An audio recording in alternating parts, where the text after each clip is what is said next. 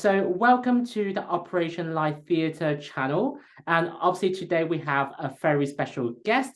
Yojiro Ichikawa is the artistic director of Theatre Lapis, and the company has a focus on breaking the boundaries between Western and Eastern cultures in both plays and musicals, and apparently more recently opera as well. But we will maybe cover that a little bit later.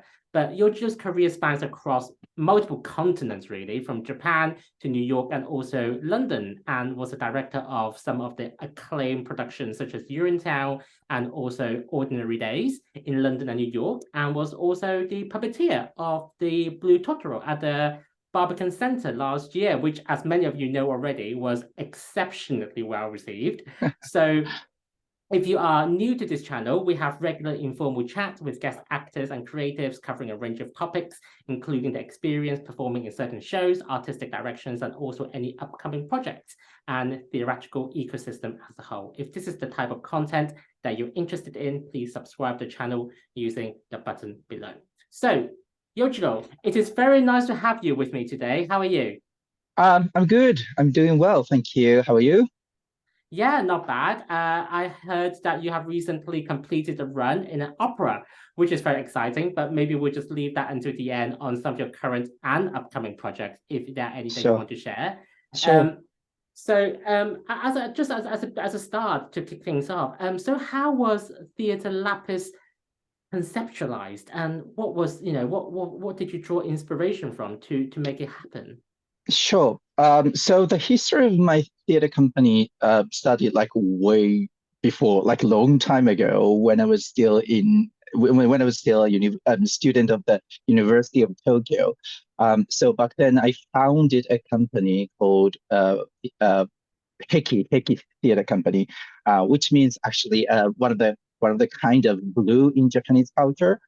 And then, so the activity of that company focused on actually kind of like producing the musical productions um, using our own translation. So, and then like kind of like how recreate well-known musicals in our own unique way. And then the activity of that company was stopped when I graduated. And then I joined the Shiki Theatre Company, which is known for producing many licensed musicals, such as Lord Weber musicals or Disney musicals or Wicked, Mamma Mia, that kind of like a big musical. Yeah, And then, very big musicals, yes, actually. exactly. Yeah. Actually, Shiki is like one of the biggest theater companies in Japan. And then obviously I started my career in musical theater. So joining them was like a really, really big thing. And then I learned so many things from that director of the company, Keita Atari Sensei. And then like, yeah, he gave me the chance to experience like from producing shows to, backstage stuff and also even performing and all these kind of things. So yeah, I really, really appreciated that experience in that company. And then, so after working for them 2 years, I managed to win this program offered by the Japanese government. And then that program enabled me to study theater a year in London and a year in New York. So when I was in New York, I self-produced a production, and then so as a kind of like producing company, I named that new company as Theatre Lapis, which is like named after Heki, because Lapis is like taken from the name of the stone Lapis Lazuli, so which is also a blue stone. And then I felt like it's really good name because the stone has like golden sparkles in it. I felt like it reminds us of the universe itself or the starry sky or like so. It's just like I wanted to explore the vast possibility of theater, the creativity of human in the company. So yeah, so it's kind of like mixture of like what I'm going to try from there at the same time, kind of like taking the heritage of the what I've been doing before. So that's how Lapis, the name Lapis came up. And then so my aim was because like during that program I was trained in not only musical theater but also in drama and physical theater as well. So the aim of the theater company is to fuse like skills and techniques of the like different genres, like not only musical theater, like drama, physical theater, and to try to create something new out of it. And it's not only the genres of the theater, but also the like the borders of just like in the first the borders of uh, that between the cultures and also the countries. So yeah, that's the main concept of the theater company. That's actually very interesting, and actually, I don't think I've ever seen a real lapis stone in my life. So, Okay.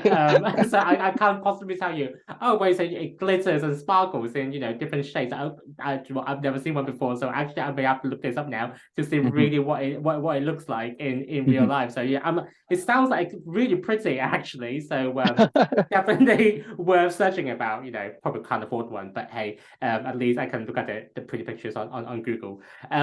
So that's actually very interesting. You talk about breaking down the cultures and boundaries. So obviously, I'm assuming there will be a lot of challenges Mhm, associated with that. So mhm. from your experience, what has been the challenges associated with these?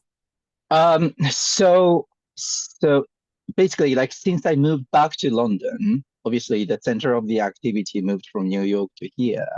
And then so we started to create shows here, but then well, I don't want it's quite difficult to express this, but then you know, um there are certain discriminations here in the UK against the like minority cultures, obviously. I mean, like, everybody's trying to solve the problem, but still it's still going on. It's still like ongoing issue here. And then so when I started to produce self-produced shows, it's just like people always try to categorize us into certain genre, but like we are trying to create something new, but then like sometimes people cannot get that concept. And also like when I talk to some producers here, they started, well, but like you're doing like really exotic shows. It's not our cup of tea. That's what they always say. Well, it's just like we are trying to challenge all these stereotypical concepts in the like conventional theater, but then you just like try to break through that. It's like most challenging thing, I should say. Oh, that's very interesting, actually. Yeah, I would have thought that actually, when it comes to the theaters, the community will be more open to bold ideas, things that have not been seen before. But like you said, but clearly that may be a challenge in itself when it's very different and things that people have not previously thought about or even associate with when they think of live theater kind of performances. Um, so obviously, you have a lot of experience from Japan about the Eastern culture, and now you're moving towards the West. So do you think that there are any traditions that or kind of portrayal some of the artistic directions that's different between the East and the West as well? Whether in terms of writing, the producing, or artistic directions. Yeah, so the way we create theaters here is so different from uh well first of all, like from Japan, especially when it's a commercial theater level, it's just so different. I mean, um, so here we always try to, I mean, like people are always open for creating something new or trying out something new here. But then in Japan, they have their own rules, own traditions, and then they have their own ways to create, like, I mean, produce things. So when you work in commercial theater there, you just like, especially when you're Japanese, they expect you to follow the rules. If you're, well, this is like really interesting thing, but like when the person is, someone from outside of their culture, then they would accept new things. But then like if it's Japanese person, they always expect you to follow their rules, which is quite tough sometimes. I had several like really tough experiences with working with Japanese people, to be honest. Um, but then here, especially like the influence from the continental Europe theater scenes are quite big in here. So the traditional British way to direct things is that it's always text-based, but then, the European theaters, they are all more contemporary, more, how should I say, experimental. So it's kind of like it's always interesting to see how people try to like combine all these like different styles here. So that's one of the reasons why I decided to live in London, because it's just so exciting to see so many different things coming in here. Oh, that's actually what you touched upon something that's actually really interesting because obviously, you said that in London, obviously some of the producers expect you to produce something, and when it's Uh-huh, too far out of their traditionally viewed ideas, then uh-huh, they may not receive it as well. But it seems like when you're in Japan, there hmm may be a certain level of similarities as well. I mean, especially if you're Japanese as well, they expect you to stick to a certain type of ways of working or concepts as well. So actually, there may be some similarities across the two Yeah, countries. yeah. I think it's like the difference is based on what generation you're from in this country. Like if you're like kind of like younger generation, then you can accept so many new things. Yeah, but then like if some generations from like big era of British musical theater, for example, like in back in 90s, back in 80s, if they were from that generation, they expect you to more conventional things, more conservative things, I should say. So it's just so, and then what is going on at the moment is so interesting because like all these like different types of generations should mix up in one industry. So you have to find a way to just like go through and survive in it. Yeah, and actually, certainly in musical theaters at the moment, you do have a lot of different type of things. Well, there are a lot of things that are very different. I mean, you've got something that is all the way from like Les Miserables and also the Phantom Hmm of Opera, all the hmm way to things like Hamilton and Sylvia, which Yes. are very, very different in terms of genre and the way well, both about the story and how it's hmm being done, but also about on the music themselves as well. So Exactly. yeah, yeah. I mean, but I think that there are some of these more contemporary kind of hmm styles are becoming quite popular. But actually, at the same time, there is a niche market that continues to exist and attract the audiences into Yeah, some more very true. traditional production as well. So actually, it seems like the ecosystem in some way is adapting itself to accept these new productions. So I think that's quite a positive thing. But like you said, it can be. I appreciate it must be very difficult for a writer, director, and any type of other creative to really navigate into space and where they may fit in within the ecosystem. 100% Um, I agree.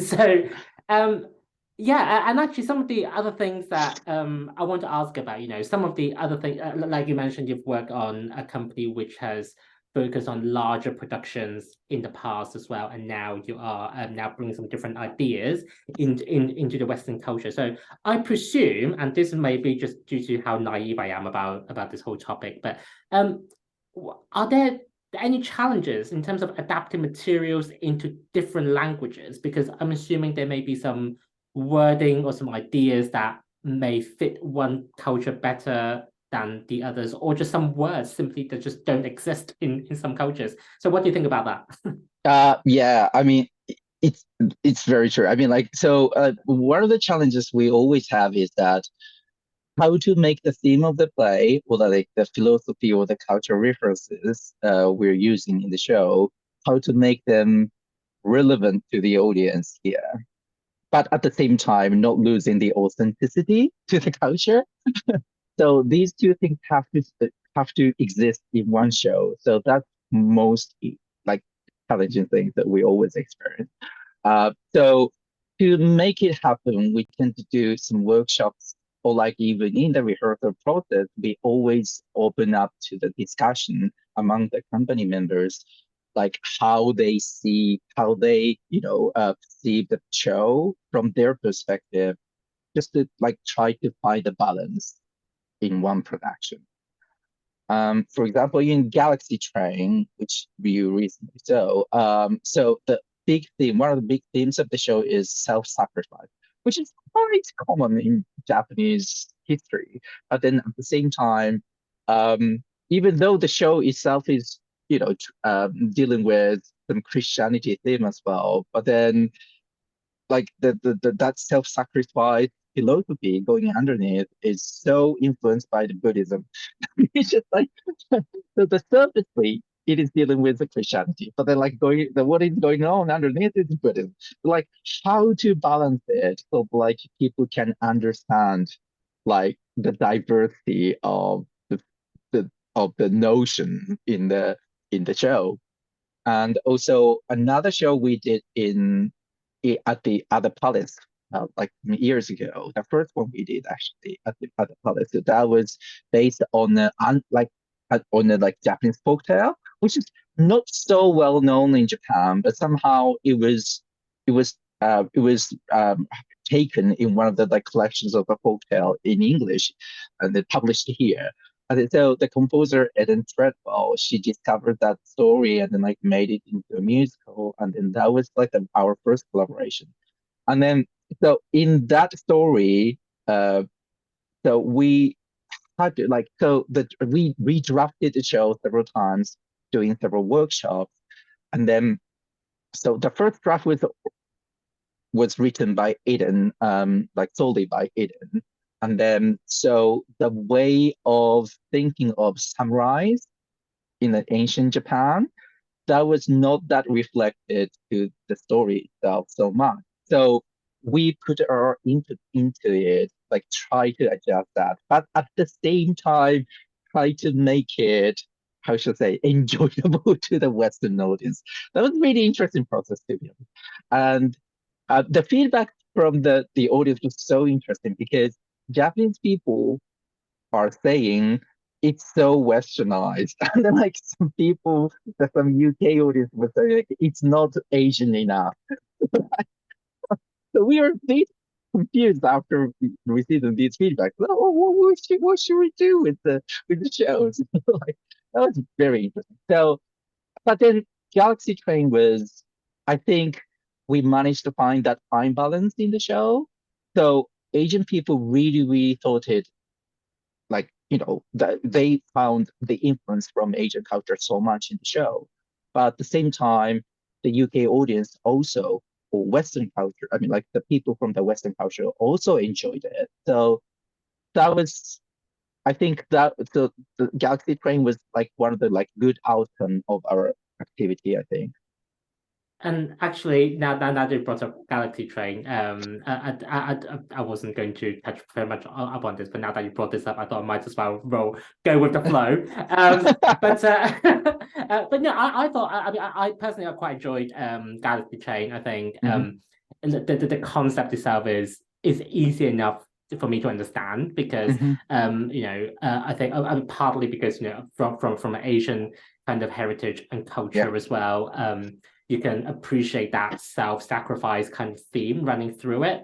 So I think that really helps with having a little bit of a background and maybe some of the way I've been brought up to a certain extent as well. But actually, I think the concept is that it's simple enough for you to really understand without or irrespective of whichever culture you come from, really. Whereas I think compare this to the previous example you gave about sunrise, and I think that may be a bit more abstract kind of style, in which case, yes, you may need to think a little bit more. And in the midst of a fairly short production, I don't know how long that was previously, but you may have quite a limited amount of time to really think things through on, oh, actually, what does that mean? What can it represent? You may need to do some reading behind it. I don't know. So I think that kind of things may be a bit trickier, I guess, for people to appreciate fully in the moment when you have, especially if it's a musical, you have the story, you have the songs. Which one do you focus on? That kind of thing as well. So, but yeah, I mean, overall, I think Galaxy Train was a concept that was, for me at least anyway, was simple enough to follow, and the progression of the story makes sense based on that particular concept. So so well done, and the Thank company you. on producing that. And actually, I've noticed that certainly in Galaxy Train, I don't know if this is a theme that runs through the other productions that you have been involved in as well. Do you always have a mix of Asian as well as Caucasian or other culture kind of people with different backgrounds in the production? So if the story is taking place in Asia, obviously, like the previous show, Daga, which I mentioned, that was taking place in Asian Japan. So we could not have any Caucasian in the cast members. But then we had several people in the creative team. Then on the other hand, when we were doing Galaxy Train, because the story itself is taking place somewhere in Italy. So, well, fantastical Italy, I should say. Somewhere in Italy. Like, it is not clearly mentioned, but then the name of the character is for Italy. So, I thought like, well, it's gonna be interesting if we have diverse talent. So that's why we had some Asian actors, some Caucasian actors, to make it more interesting visually. Yeah, and I think, like you said, if you bounce some of the ideas or workshops with the creatives and actors, and actually having the different type of actors from different type of backgrounds involved, Hmm. may give you that Yeah. little bit of idea, I guess. Hmm. At least when going through the motion of trying to see what works and what doesn't. So I just thought that was interesting, because having that diverse cast is Yeah. probably going to work in your favor, I guess, Hmm. if you're going to see whether an adaptation of different culture into the one you're trying to get into is Yeah. something that could be relatable for the people involved in it. So but yeah, I mean, so I hope that there's a future production of Galaxy Train, because actually, I really like the songs in it. Actually, I Yeah, the really like the music is music. beautiful. Yeah, the music is beautiful. Yeah. Yeah, so anybody who has not seen Galaxy Train, I think you can find some of the soundtracks on YouTube. So I'll probably link some of those below. So if you haven't had a chance to go to listen to those, go check those out. So now moving on to something that may be slightly different. Obviously, away from the director kind of role that you've had. So into more of a performer kind of role. So obviously you were the puppeteer at Totoro. Mhm. Um, so that was, like I said, very well received, won so many prizes. But actually, of all of the good things that took place in that particular show, I personally loved the puppets the most. So Thank you. that Yeah. for me, was one of the Yeah. highlights, if not the highlight of Yeah. the entire show. I think that whole thing was just amazingly well done. So from your point of view, as a puppeteer of the production, what were your experiences? What was the most well, actually, what did you enjoy the most from this, and Mm. what was difficult? Because I guess you have a lot of experiences in different roles, but acting, directing, and I don't know whether you had any puppeteering kind of experiences. So it'd be really lovely to hear some of that, something about that. Yeah. So that was like, how should I say? So usually I work as a puppet director to productions. So um I haven't performed as a puppeteer for a long time. I hadn't performed as a puppeteer for a long time. And then so it was quite, how should I say, quite an honor to be hired as a puppeteer in such a big production. That's one of the first things that I experienced. And then so actually the process was really, really, it's such a life-changing experience in many ways, because there are so many productions happened in the UK which didn't pay enough respect to the culture that they are dealing with. Um, like maybe I should not say a specific name of the name of a production, but there was a big production several years ago dealing with Japanese and Korean story, and then they hired Indian director, like no culture supervisor was hired, and then all the cast members were like almost like 90% of the performance in it were Chinese, and then all the visual cultural references used in the show was really Chinese. Like from our perspective, it was like, oh, it was a bit weird. So this time with Totoro, even the producers, even the creative team, they were trying so hard. They were trying so hard to make the show as authentic and truthful as possible to the culture. And I really, really appreciated that attitude. And so they hired entirely like agent cast, like 22 people initially, which was increased to 24 after it opened.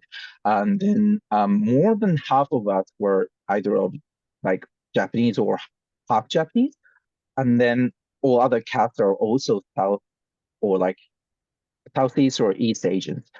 So they tried so much, like even in the rehearsal process, the director himself, Philip, he was saying, I'm always I've been asking myself, I mean, like he said, I've been asking myself, like, what is the meaning of directing a show, like a white person as he, directing a show based on the Japanese culture, and then this opening up the door to the Asian people. So like he always said, he needed help from us all the time because it's not only him, but everyone involved in the show are the people who are creating the show.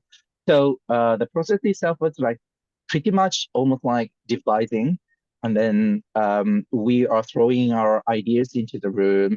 Every single day we discuss what is the meaning of doing this production now in the UK, and then what kind of impact we can create to the industry. And then as a puppeteer, so when I was hired to the production, it was not confirmed which I'm going to do. So in the first 2 weeks, the process was pretty much like a workshopping, and then the puppet director Basil Twist, so he was watching what kind of things we can do, each person could do. And then after that 2 weeks, he assigned who was doing what. And then like I still remember the day in the morning he came to me saying, I want to give you something. Like, I said, oh, okay. Like, so he just put me to this workshop area of the puppet team, and he just like handed me, here, this is your puppet. And I was given that blue Totoro. It was such a, I mean, and then so as a Japanese person, we culturally we cannot be too pushy in that kind of environment. So like, even that first 2 week workshop process, obviously like I was doing my best as a puppeteer, but then like I was not pushing myself so much to the forward. So like I was expecting stuff. I'm going to do one of the sit strides, like maybe at the very end of the row or something like that, or like just like a tail of cat bats or something like that. That was what I was expecting. But then like he picked me up to do such a big role because um as Totoro is the puppet manipulative, just one person. So such an owner.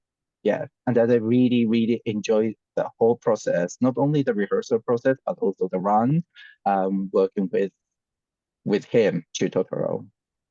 Yeah, I know when I was when I saw that Mhm. last year. I Yeah. can't remember when exactly Wednesday. I think it's either just before or just after that the show had opened soon after it had a press evening. So actually I have to say that the true Blue Totoro, I loved it. I absolutely loved it because it seems to have such a distinct character, so mischievous kind of character. So I was so surprised that through that puppeteering with something that has no facial expression per se, you know that you were able to bring such character and personality to it. So I loved it. I have the whole selection of Totoro toys actually in my bedroom, or the big gray one, the blue one, and the little white one. I have every single one of them because you know so this is back in my youth. You know, I was a big Studio Ghibli fan growing up. So that I had the whole set as a birthday present when I would say when I was younger, but Oh, actually not as young as I probably should be for receiving such a gift. But anyway, so obviously what you said is that the writers and the creators and producers were very much trying to create an impact with the show, and I think it did. Let's be honest, I don't think there was thank you. any other way to say this, and actually very briefly touching upon this, May Mack was also the first East Yeah, Asian actor to be nominated for the Best Actress category. So I think that in itself demonstrates, what an impact this has had in the industry, yeah. at least in London so far. So in your opinion, why do you think the show itself was so impactful, and what made it so impactful for the Western audience? So I think it stood out because we put our passion and love into the production. I think that's one of the biggest reasons why that it had so much impact. I mean, obviously, as I said, in this industry, still so many things are going on and so many issues are going on.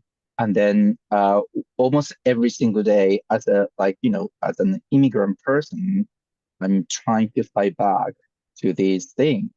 And then so it's just like the show accepted all these like people from different cultures uh because of the center theme of the show was love and compassion. And that's the kind of like themes that we always had in the rehearsal room as well. Not only because it is, it's a story about love and compassion, but like also how we live, how we deal with each other, how we, contribute to the show, how we collaborate. It's always based on love and compassion. It's not that like we are trying to, beat something, or like we're trying to fight against something. It's just like this is the way to create a world that would accept everything. That's what we try to, that's a message we try to convey to the audience through the show. And I think that's the main reason why it influenced like so much the industry. Yeah, and actually now that you mentioned it, I don't think there was a villain in this. So Yeah, actually, I mean so the the villain was the goat actually. The goat. with the goat. Oh Yeah, yes. the Oh goat. gosh. I mean, if that's the Yes, worst yes. villain they can throw in, But then yeah, yeah, but she only appears like 10 seconds or something like that. Yeah, but like in her mind, the goat was the villain because it represents the all the like dark side of May's heart or something. But it's just like if you try to analyze the show into deeper level, yes, that's the goat. What is I mean, that's something the goat is representing. But like apparently, it's true, no villain at all. No one, no bad people in the show at all. yeah, I mean, if you did point your finger at the goat, that's the cause of all your problems. Take the goat away, and everything's all good. Um, so I think in the last couple of minutes, I just want to just ask you. Obviously, you have been involved in a lot of productions.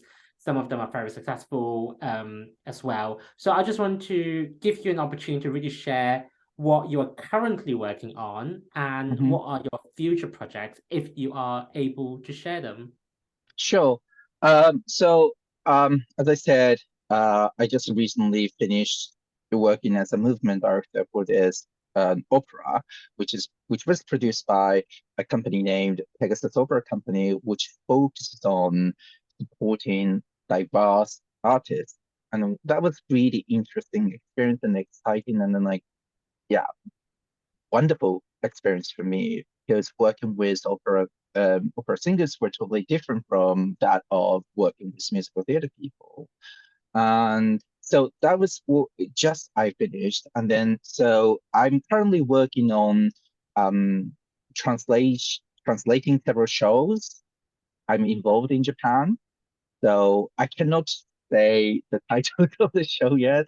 But then translation is actually one of my big passions. I've been working as a translator since I was 12 years old, when I went back to Japan after living in Australia several years.